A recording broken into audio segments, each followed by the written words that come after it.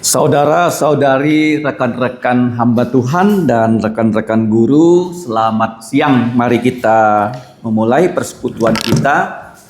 Kita langsung membaca Wahyu pasal 12. Satu orang, satu ayat setelah saya, nanti dilanjut Saudari Erika. Wahyu 12, demikianlah bunyi firman Tuhan.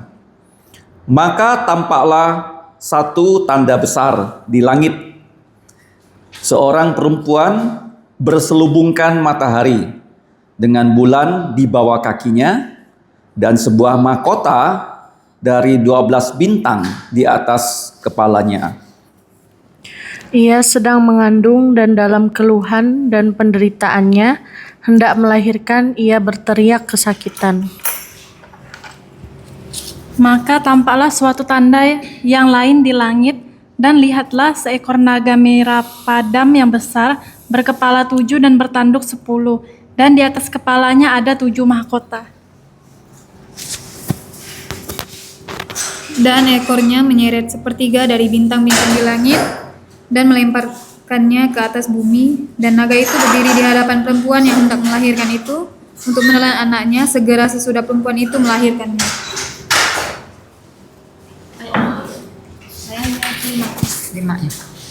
Maka ia melahirkan seorang anak laki-laki yang akan menggembalakan semua bangsa dengan gada besi. Tiba-tiba anaknya itu dirampas dan dibawa lari kepada Allah dan ke tatanya.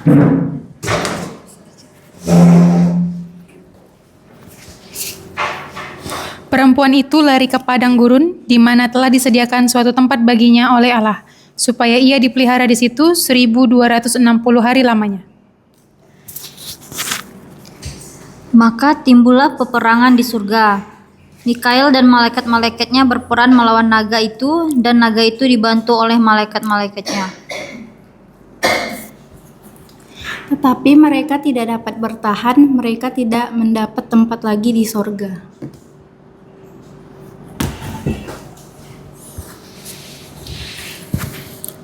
Dan naga besar itu, si ular tua, yang disebut iblis atau setan, yang menyesatkan seluruh dunia, dilemparkan ke bawah. Ia dilemparkan ke bumi bersama-sama dengan malaikat-malaikatnya.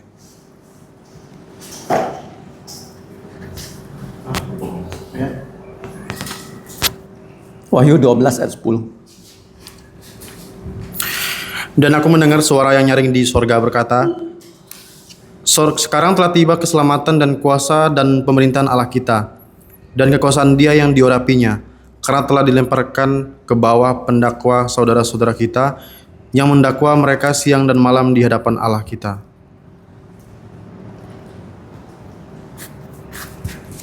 Dan mereka mengalahkan Dia oleh darah anak domba dan oleh perkataan kesaksian mereka, karena mereka tidak mengasihi nyawa mereka sampai ke dalam maut. Karena itu bersukacitalah hai sorga dan hai kamu sekalian yang diam di dalamnya, celakalah kamu hai bumi dan laut, karena iblis telah turun kepadamu dalam geramnya yang dahsyat, karena ia tahu bahwa waktunya sudah singkat.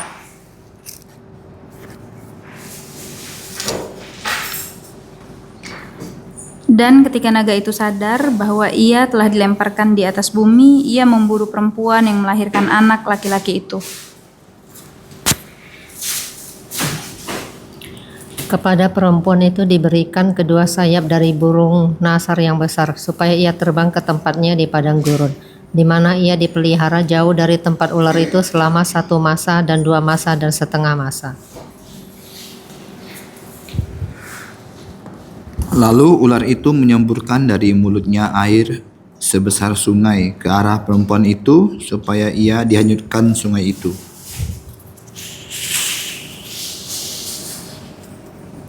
Tetapi bumi datang menolong perempuan itu. Ia membuka mulutnya dan menelan sungai yang disemburkan naga itu dari mulutnya. Maka marahlah naga itu kepada perempuan itu, lalu pergi memerangi keturunannya yang lain, yang menuruti hukum-hukum Allah dan memiliki kesaksian Yesus.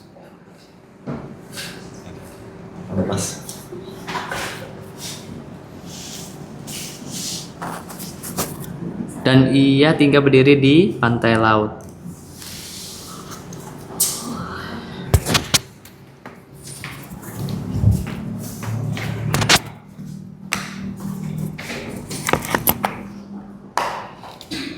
Mari kita berdoa.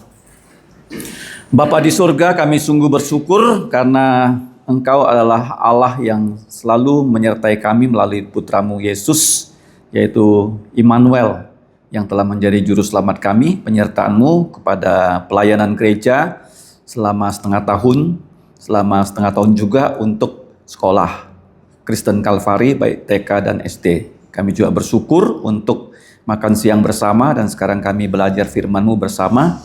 Setelah itu ada penukaran kado dan juga persekutuan doa, kiranya Engkau dimuliakan melalui semua acara syukuran ini. Ampuni dosa kami, dengarkan doa kami. Dalam nama Tuhan Yesus kami berdoa dan berterima kasih. Amin. Pasal 12 juga adalah pasal sisipan ya, yang mengajarkan kita tentang apa yang terjadi baik di surga dan di bumi ya.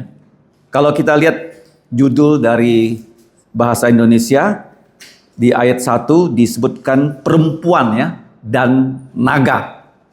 Nah, kenapa ada binatang namanya naga? Apa bedanya naga dengan ular? Kalau orang Tionghoa tahu ya, naga itu ada kakinya. Artinya ular yang masih berkaki yang ada di Taman Eden sebelum dikutuk dicabut kakinya. Itu adalah simbol dari penghulu setan. Penghulu setan disebut sebagai ular kuno atau ular tua, ular yang ada kaki. Nah, sedangkan perempuan, kamu lihat ya, maka tampaklah satu tanda. Ya. Tanda itu diberikan kepada Rasul Yohanes, tandanya bukan kecil tapi besar. Nah, perempuan itu diuraikan sebagai berpakaiankan matahari, ya, berselubungkan matahari, tentu terang benderang ya. Sangat terang sekali. Dan kita lihat di bawah kakinya itu ada apa? Bulan ya. Mahkota terdiri dari 12 bintang. Nah, ini bahasa simbol untuk Israel. Untuk apa? Israel ya, tolong dicatat. Kalau perempuan itu sama dengan Israel. Berselubungkan matahari, kemudian di kakinya ada bulan, kemudian di kepalanya ada mahkota dengan 12 bintang. Karena kita tahu kan bahwa Israel itu terdiri dari 12 suku. Masih ingat di pasal yang ke-7 kan? Dimeteraikan suku Yehuda 12.000, Ruben, Gad, Asyir, Naftali, Manasya, Simeon, Lewi, Isakar, Zebulon, Yusuf, Benyamin, termasuk Dan ada 13 ya, karena suku Yusuf dipecah dua ya, menjadi suku Manasya dan suku Yusuf ya, yang lebih kecil itu adalah suku Manasya, yang lebih besar itu suku Efraim. Nah, kita kembali ya ke pasal 12. Nah, perempuan itu sedang mengandung dalam keluhan dan penderitaan, hendak melahirkan, ia berteriak kesakitan. Ini jangan lupa ya, ada kaitannya dengan Kejadian pasal 3 ya, ketika Hawa dan Adam sudah jatuh dalam dosa, Tuhan mengatakan, coba kita lihat ya, dari melahirkan anak, terus melahirkan anak, maka kita diberi juru selamat ya, oleh Tuhan kita. Kejadian 3:15, kita baca sama-sama ya. Uraiannya di dalam pasal 3 ayat 15. Itu puncaknya.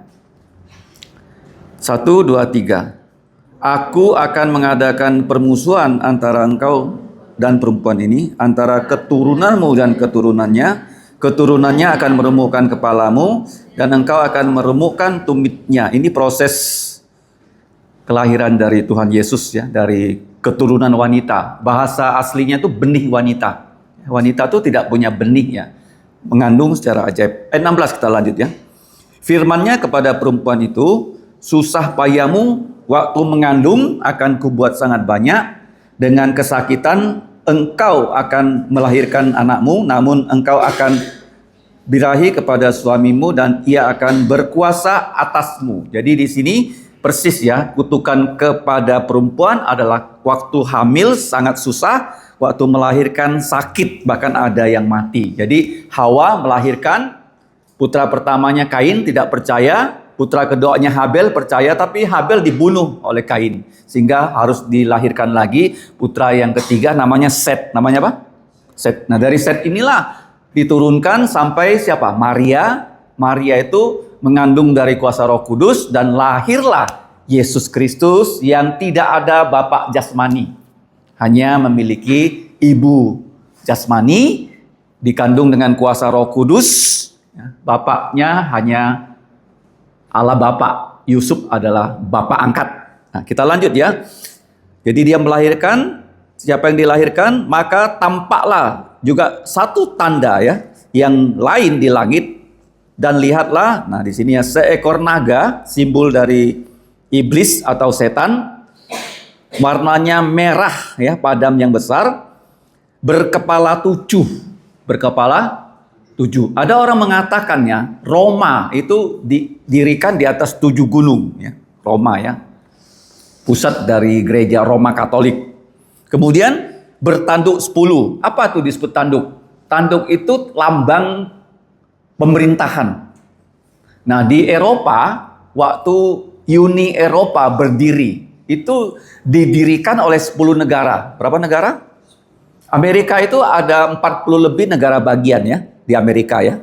Nah, Eropa pada tahun 70-an ya, mereka mulai merancang berdiri Uni Eropa, ekonomi Eropa. Dan itu sudah terjadi. Yang didirikan oleh 10 negara. Karena merekalah itu cikal bakal dari antikristus.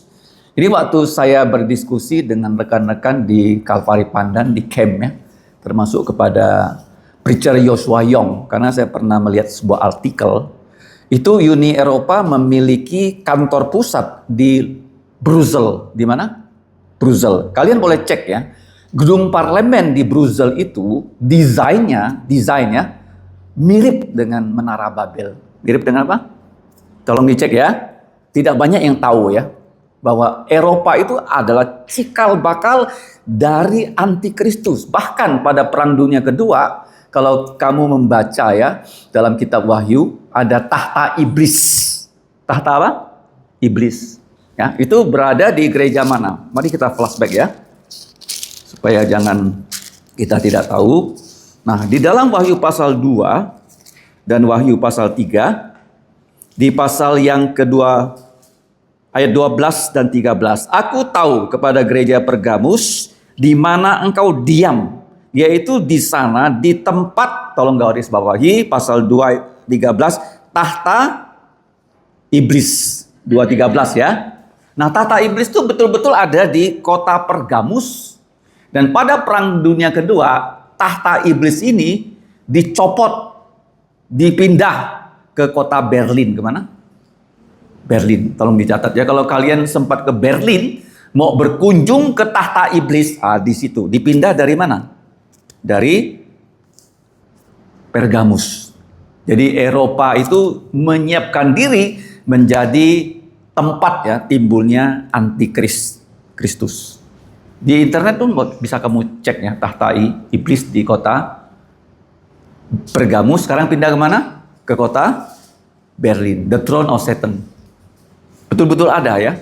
Jadi, nah kita kembali ke Wahyu 12. Jadi naga itu berkepalanya 7, bertanduk 10. Jadi Uni Eropa didirikan oleh 10 negara dan di atas kepalanya ada 7 mahkota. Dan ekornya menyeret sepertiga dari bintang-bintang di langit. Ini simbol ya bahwa malaikat itu jumlahnya banyak. Sepertiga malaikat itu ikut dengan Lucifer menjadi roh-roh jahat. Paham? Jadi 2/3 malaikat yang dikomandani oleh Mikael dan Gabriel masih setia kepada Tuhan. Tapi 1/3 sudah menyembah Lucifer. Makanya Markus 5 waktu orang di Gadara itu kerasukan setan, masih ingat gak berapa roh jahat yang merasuki dia? Tuhan Yesus sengaja bertanya pada mereka loh. Mereka, kalian ini siapa namanya? Mereka menjawab apa? Kami legion. Legion. Atau legion ya. Legion itu kata penting ya. Karena waktu Yesus ya ditangkap di Taman Getsemani, itu ada satu muridnya mengambil pedang, itu ingin membelah ya seorang Malkus ya namanya. Tapi yang kena telinganya. Tuhan Yesus bilang sarungkan pedangmu, dia bilang sama musuh-musuhnya, kalian nggak tahu gak? Kalau aku tidak mau ditangkap, saya bisa minta pada Bapa mengirimkan, catat ya, 12 legiun malaikat. Tolong dicatat ya, 12 legiun malaikat. Satu legiun jumlahnya 6.000. 6.000. Jadi kalau orang pernah jadi tentara, apalagi jenderal kayak Prabowo, itu anak buahnya ribuan loh. Anak buahnya berapa? Ribuan. Di SD Kristen Kalvari saja 100 dengan TK. Sudah cukup banyak. Jadi kalau kamu kerja di perusahaan besar ya, anak buah kamu bisa ribuan, puluhan ribu. Bahkan ratusan ribu. Ya, seperti misalnya kamu jadi direktur utama Microsoft. Itu anak buahnya di seluruh dunia. Makanya Prabowo kalau dia buat program, maunya gede-gede kan. Karena dia pernah jadi jenderalnya Kopassus.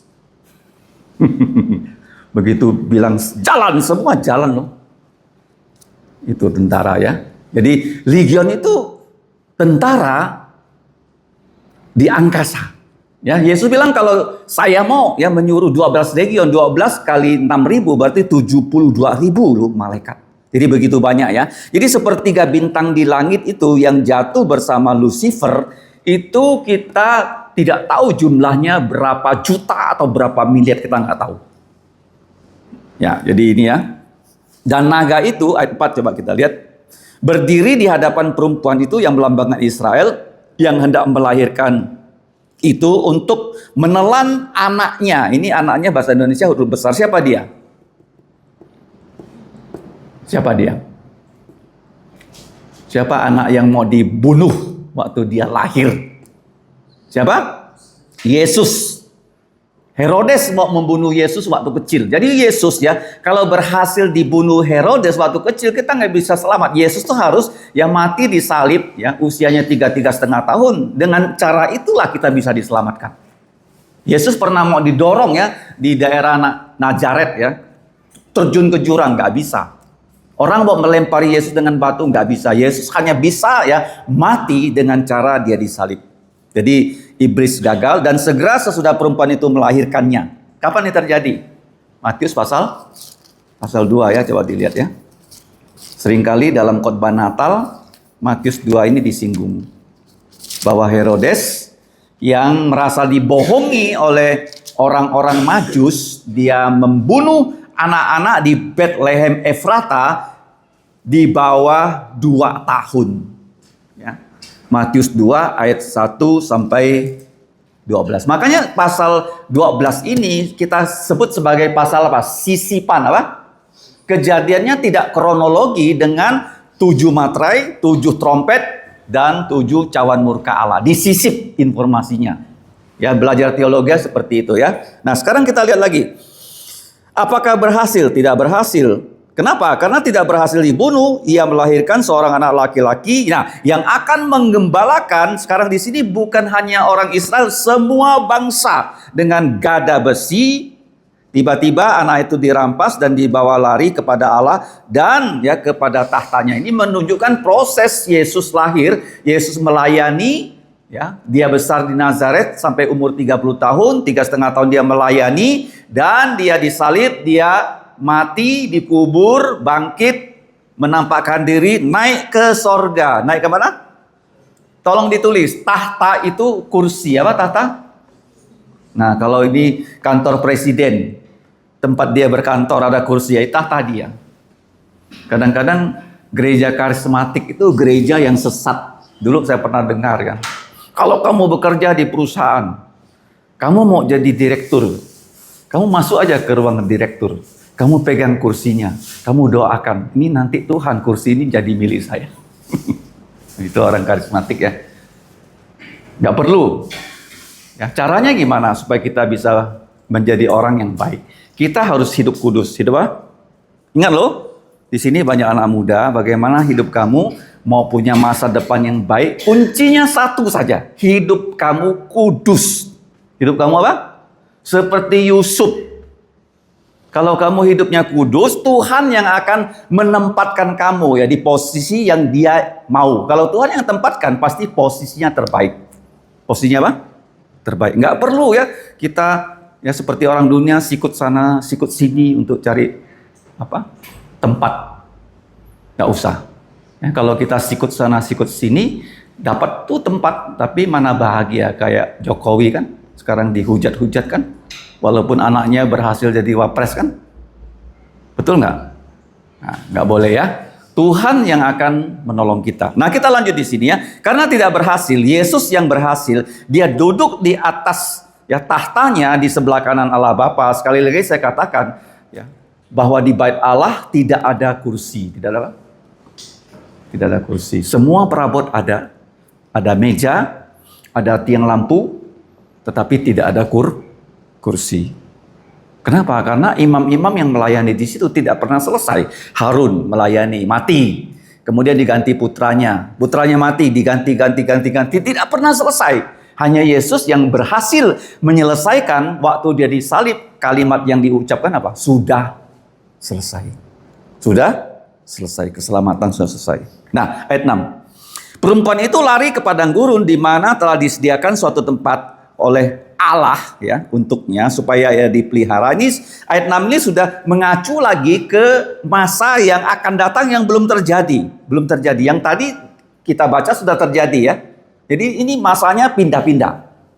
Ya, sudah terjadi, belum terjadi ya. Di mana itu dipelihara selama berapa lama? Coba dilihat ya. 1260 hari. Coba dibagi dengan 30. Dapat berapa?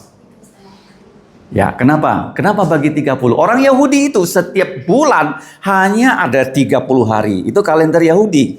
Nanti ya 1260 dibagi 30 sama dengan 3,5 tahun. Ini tribulasi besar belum terjadi. Yang di depan sudah terjadi. Ini belum terjadi. Bahkan ini disebut sebagai pasal sisifan yang bukan diceritakan, diajarkan secara kronologis. Ya, lompat. Lanjut ya. Ayat 7 sampai ayat 9 bahasa Indonesia memberi judul naga dikalahkan. Apa bedanya naga dengan ular? Mawar? Naga ada kaki. Ular tua. Kalau ular?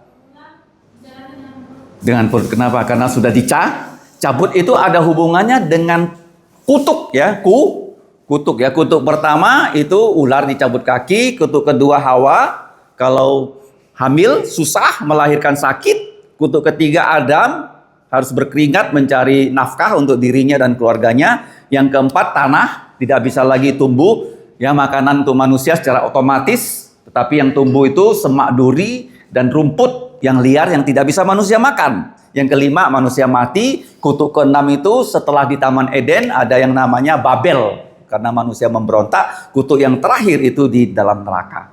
Di dalam apa? Tetapi Yesus dikutuk di atas kayu salib untuk membebaskan kita dari segala kutuk. Paham ya? Jadi kita lihat ya. Nah, maka timbullah peperangan di sorga. Ini juga sudah bercerita tentang yang sudah terjadi. Sudah terjadi. Michael dan malaikat-malaikatnya 2/3 berperang melawan naga itu. Dan naga itu dibantu oleh malaikat-malaikatnya yang 1/3. Tetapi mereka tidak dapat bertahan. Mereka tidak mendapat tempat lagi di sorga. Jadi begini loh. Tuhan mau mengusir ya Lucifer yang sudah memberontak bersama 1/3 malaikatnya. Sebenarnya Tuhan tinggal berbicara ya. Maka semua itu langsung terjadi. Tapi dia justru menggunakan malaikat-malaikat yang setia untuk melaksanakan tugas. Paham ya? Seperti di dunia ini juga ya. Kenapa kita diberi tugas sebagai guru, sebagai hamba Tuhan? Karena Tuhan ingin rencananya itu kita laksanakan sampai berhasil. Jadi malaikat Gabriel, ya kamu lihat ya, bukan Gabriel, Michael ya. Apa arti nama Michael? Mikael. Apa arti nama Mikael? Siapakah yang seperti Allah? Jawabnya tidak ada. Apa artinya Mikael? Siapakah yang seperti Allah? Jawabnya tidak ada. Jadi malaikat Mikael ini adalah penghulu malaikat yang biasa diperintahkan Tuhan untuk berperang. Bisa kamu perjelas ya di dalam cross reference Alkitab bahasa Indonesia. Sudah ajarkan di Daniel pasal 10 ayat 13 ayat 21, Daniel 12 ayat 1, Yudas 1 ayat 9 ada disebut nama malaikat itu Mikael. Ya, jadi di Alkitab kita ada malaikat yang namanya Mikael untuk berperang, ada malaikat bernama Gabriel untuk memberikan wahyunya Tuhan kepada manusia, kepada Zakaria tentang kelahiran Yohanes, kepada Maria tentang kelahiran Yesus, yaitu Gabriel ya. Gabriel itu artinya Allah Maha Kuasa. Tetapi mereka tidak dapat bertahan, mereka tidak lagi mendapatkan tempat di sorga, dan naga besar itu, si ular tua yang disebut iblis dan setan, ya, atau setan. Nah, iblis di sini bahasa Inggrisnya tuh devil, ya, sudah saya catat ya. Nih. Devil. Apa artinya itu? Iblis. Iblis itu artinya dia berbuat jahat dengan membohong untuk membunuh. Ya, tolong diingat ya. Apa arti nama iblis? Dia membunuh manusia dengan cara berbohong. Itu iblis ya. Seperti di dunia ini begitu banyak agama kan. Ya, mereka mengatakan kamu lakukan A, B, C, D, ya mudah-mudahan bisa masuk surga. Padahal itu adalah kebohongan yang diciptakannya oleh iblis. Kalau setan apa setan? Setan apa? Tiang. Iblis dan setan. Coba kamu baca ya. Nah, iblis menyesatkan seluruh dunia ya, iblis ya, dengan berbohong. Dilemparkan ke bawah, dilemparkan ke bumi bersama-sama dengan malaikat-malaikatnya. Jadi ini adalah iblis ya, devil. Nah, sekarang kalau setan ada di bawahnya ayat 10 disebut pendakwa. Tolong ya dibedakan ya. Pendakwa. Pendakwa itu begini, dia di hadapan Tuhan, dia berbicara supaya Tuhan menghukum orang. Ya, seperti di hadapan Allah dia mengadu tentang Ayub. Ayub, kenapa dia tidak berdosa? Karena Tuhan kau lindungi dia. Coba kalau kamu cabut perlindungannya, pasti ya dia akan tidak lagi setia pada engkau. Tuhan bilang silakan cabut aja. Kamu cabut semuanya, jangan cabut nyawa Ayub. Kemudian setan langsung loh, semuanya dicabut. Dan waktu anaknya mati, ada satu yang hidup, datang melaporkan pada Ayub. Bahkan istrinya pun ya mengatakan pada Ayub, kutukilah Tuhanmu dan matilah kau. Itu istrinya. Terus iblis datang lagi. Kok bisa ya Ayub masih setia? Tuhan bilang silakan, kamu buat apa dengan Ayub? Tuhan bilang jaga nyawanya. Terus dia kasih ya penyakit. Tapi Ayub tetap setia. Itulah setan mendakwa orang percaya. Nah, kita semua didakwa loh. Nah, tetapi kenapa dakwaan setan itu tidak bisa berhasil untuk orang yang percaya Yesus? Karena kita sudah ditebus dengan, nanti ada kata penting ya, darah Yesus. Kita lihat ya, ada yang mendakwa kita, tapi kita dibela oleh siapa? Ibrani 7 ayat 25. Kita baca ya. Karena itu ia sanggup juga menyelamatkan dengan sempurna semua orang yang oleh dia datang kepada Allah, oleh Yesus datang kepada Allah, sebab dia Yesus hidup senantiasa untuk menjadi pengantara mereka. Jadi Yesus ya sekarang berada di sebelah kanan Allah Bapa, dia selalu berdoa untuk kita. Berdoa. Ini penting ya, kalau kita mau orang yang kita kasih itu baik, kita harus senantiasa mendoakan mereka, dan kalian sebagai guru, hamba Tuhan harus ya tekun mendoakan orang-orang yang dipercayakan Tuhan kepada engkau ya, supaya mereka bisa percaya Yesus. Intinya begitu ya. Kalau tidak percaya Yesus, mereka akan binasa. Tapi kalau mereka percaya Yesus, ya karena kita yang mendoakan mereka, kita yang mengatakan pada mereka tentang Yesus, kita punya upah yang besar di mana? Di surga. Ya, jadi jelas ya, apa bedanya iblis dengan setan? Fani, iblis menyesatkan manusia. Kalau setan, dia selalu menuduh, ini tidak boleh masuk surga ini. Ini orang berdosa. Cepat buang dia ke neraka Tuhan. Yesus bilang nggak bisa, saya sudah selamatkan dia. Ya, seperti Petrus kan, mau ditampi oleh iblis, tapi Yesus berdoa untuk Petrus dan akhirnya bertobat. Bagian kedua, sekarang bagian ketiga, nyanyian kemenangan. Dan aku mendengar suara yang nyaring di sorga berkata, sekarang telah tiba, keselamatan dan kuasa dan pemerintahan Allah kita dan kekuasaan Dia yang diurapinya itu Tuhan Yesus, karena telah dilemparkan ke bawah. Nah, siapa di sini? Pendakwa saudara-saudara kita itu nama lain dari siapa? Setan.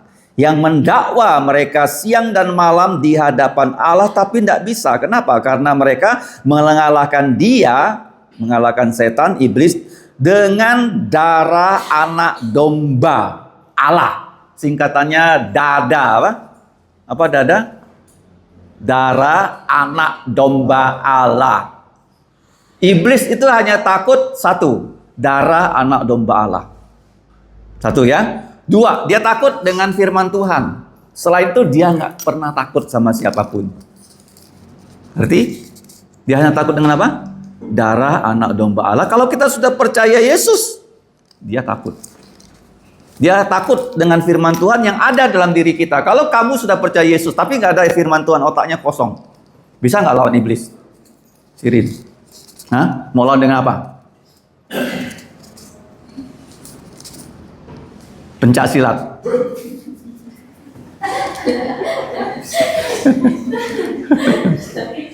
Sirin, kamu mengajar apa? Pancasila, pencak silat.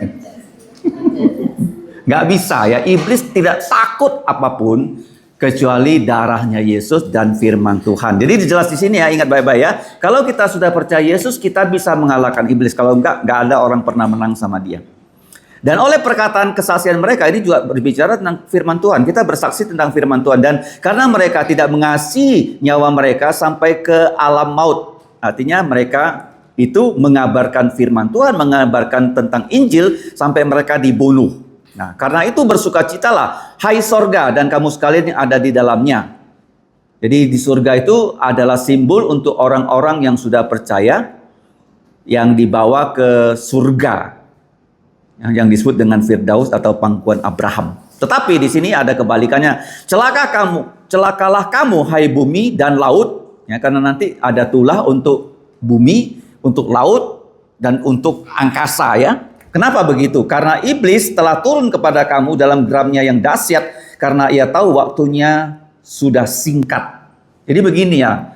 Iblis ya dengan kawan-kawan sudah dilempar ke bumi. Tapi iblis gak bisa hidup di bumi. Kenapa? Karena dia tak punya kaki seperti kita. Dia ada di mana sekarang iblis? Ada di angkasa. Ya, coba baca dalam Efesus 6 ya. Jadi di angkasa itu banyak ya satelit-satelit dan juga termasuk yaitu yang namanya setan dan roh-roh jahat. Efesus 6, kenakanlah seluruh senjata Allah. Pasal 6 ayat 10, akhirnya hendaklah kamu kuat di dalam Tuhan, di dalam kekuatan kuasanya. Nah sekarang ya, kenakanlah seluruh perlengkapan senjata Allah supaya kamu dapat bertahan melawan tipu muslihat iblis. Karena perjuangan kita bukanlah melawan darah dan daging, tetapi melawan pemerintah, melawan penguasa-penguasa, melawan penghulu-penghulu dunia yang gelap ini, melawan garis bawahi apa? Roh-roh jahat di mana? Di udara. Paham ya? Jadi setan itu tahu waktunya hanya tinggal 3,5 tahun. 3 apa? 3,5 tahunnya. Nah, terakhir. Naga itu memburu perempuan itu, tapi perempuan itu diselamatkannya. Dan ketika naga itu sadar bahwa ia telah dilemparkannya di atas bumi, jadi di angkasa, ia memburu perempuan orang Israel yang telah melahirkan anak laki-laki itu, jadi orang Israel yang telah menurunkan Tuhan Yesus Kristus. Kepada perempuan itu diberikan 2 sayap, ya, yang besar seperti burung elang. Kalau bahasa Indonesia disebut burung nazar ya, supaya ia terbang ke tempatnya di padang gurun, di mana ia dipelihara jauh dari tempat ular itu selama, nah ini 1 masa, 2 masa, setengah masa, jumlahnya berapa masa? 3,5 tahun. Artinya kalau kita lihat itu di zaman tribulasi besar, di paruh waktu kedua. Karena begini ya, Israel itu 3,5 tahun itu akan memiliki perjanjian damai dengan antikristus. Nah disinilah Israel itu mau dibunuh habis. Dia apa? Dibunuh habis. Kenapa Israel mau dibunuh habis? Kenapa? tim. Di dunia ini ya jarang ada orang mau dibunuh habis. Jadi begini, dunia ini siapa yang punya kuasa, dialah yang bisa membunuh. Paham? Siapa punya kuasa, dia mau bikin apapun, orang nggak bisa bilang apa-apa. Seperti sekarang ya, kenapa Soeharto dikasih jadi pahlawan nasional? Kenapa? Karena Prabowo kan mantan menantunya kan? Padahal ya waktu tahun 98 itu, nah di sini orang Israel tuh mau dihabisin loh sama antikristus loh. Dulu ya di Afrika Selatan orang kulit putih berkuasa. Orang apa? Ya politik apartheid. Kalau orang kulit hitam restoran aja nggak boleh masuk. Di situ ditulis tuh yang tak boleh masuk itu anjing sama orang kulit hitam. Siapa? Anjing sama kulit hitam. Jadi orang kulit hitam disamakan dengan apa? Anjing. Kalau sekarang kamu baca di koran, Donald Trump marah karena di Afrika, pemerintahnya Afrika, orang kulit hitam, yang sekarang dibunuh orang kulit putih loh. Orang apa? Ah, terbalik. Apa? Nah, siapa yang berkuasa, dia yang punya kuasa. Oke. Jadi di sini, kenapa orang Israel mau dibunuh? Karena begini, Yesus waktu disalib, kan dia disebut apa? Yesus orang Nazaret, raja orang Yahudi. Kalau Yesus nanti datang di sini ya mendirikan kerajaan 1000 tahun, tidak ada lagi orang Israel, maka Yesus tidak bisa disebut Yesus orang Nazaret, raja orang Yahudi. Jadi tidak berhasil. Nah, jadi waktu mau dibunuh, jadi pembunuhan ini besar-besaran. Lalu ular itu ya menyemburkan dari mulutnya air. Air di sini simbol pasukan yang jumlahnya besar. Jadi kerjanya dari pasukan antikristus adalah kalau bisa membunuh ya semua orang Israel. Di zamannya Hitler, zamannya apa? Berapa orang berhasil dibunuh? 6 juta. Ya, saya pernah ke kota Berlin. Di kota Berlin tuh ada makam ya, makam Holocaust. Jadi lapangan yang besar sekali itu dibuat makam. Nggak tahu di makam itu ada orang atau enggak, saya nggak tanya ya. Pokoknya semua itu makam. Bagaimana cara Hitler membunuh orang Yahudi? Saudara Heri, supaya gampang. Kalau pakai pedang kan susah kan, satu-satu. Wah lama. Gimana caranya? Siapa yang ingat? Camp juga bukan? Termasuk satu caranya di camp. Ya. Dia ambil mobil MBG, tahu kan? Isinya bukan MBG, isinya manusia. Caranya gimana membunuh? Dia punya cerobong, dimasukkan ke dalam cerobong kan? Masukkan ke mana? Ke dalam mobil, kan tertutup kan boxnya? Dia bawa orang tuh ke Singkawang. Sampai Singkawang tinggal buka apa? Hidup tak mati. Itulah Hitler. Dia berhasil membunuh berapa juta? 6 juta. Tapi tidak bisa semuanya mati. Kenapa? Karena Tuhan, Yesus bilang dia akan datang sebagai raja. Jadi waktu Pilatus bertanya pada dia, engkau raja orang Yahudi bukan? Dia bilang engkau mengatakan. Dia tidak pernah mengatakan dia bukan raja orang Yahudi. Tapi dia akan jadi raja orang Yahudi di kerajaan 1000 tahun. Ya, kita lanjut ya. Nah, di sini begitu banyak orang membunuh orang Yahudi. Jadi saya percaya di zamannya ini tribulasi besar ini berjuta-juta orang Yahudi akan mati. Kecuali yang dimeteraikan 144.000 itu nggak bisa dibunuh. Jadi Tuhan pelihara. Lalu ular itu menyemburkan dari mulutnya air sebesar sungai ke arah perempuan itu supaya dihanyutkan sungai itu. Jadi begini ya, kalau kita dengar kata sungai kan sekarang aman-aman aja. Tapi kalau orang di Sumatera dengar kata sungai kan sekarang ngeri nggak? Ngeri ya. Ini bukan sungai biasa. Ini manusia yang begitu banyak pasukan antikristus ingin menghancurkan semua orang Israel. Tetapi bumi datang menolong perempuan itu yang membuka mulutnya dan menelan sungai yang disemburkan naga itu dari mulutnya. Jadi kita nggak tahu apa yang terjadi ya. Bumi terbuka, kemudian ya sungai itu ditelan. Apakah itu tentara yang menyerang orang iblis, menyerang orang Israel tiba-tiba dikubur oleh Tuhan ya ke dalam tanah. Kita nggak tahu ya, tunggu saja apa yang terjadi pada masa itu. Ayat 17, 18 kita baca sebagai penutup. Maka marahlah naga itu kepada perempuan itu, lalu pergi memerangi keturunannya yang lain, yang menuruti hukum Allah dan yang memiliki kesaksian Yesus, dan ia tinggal berdiri di pantai laut. Jadi ini kalau kamu lihat ya, memerangi keturunan perempuan yang lain, yang menuruti hukum Allah, yang memiliki kesaksian Yesus. Ini orang Yahudi yang sudah percaya Yesus. Kalau kita lihat sekarang ya, banyak orang Yahudi belum percaya Yesus. Sedikit sekali orang Yahudi yang percaya Yesus. Tapi sudah mulai ada ya orang Yahudi yang percaya Yesus.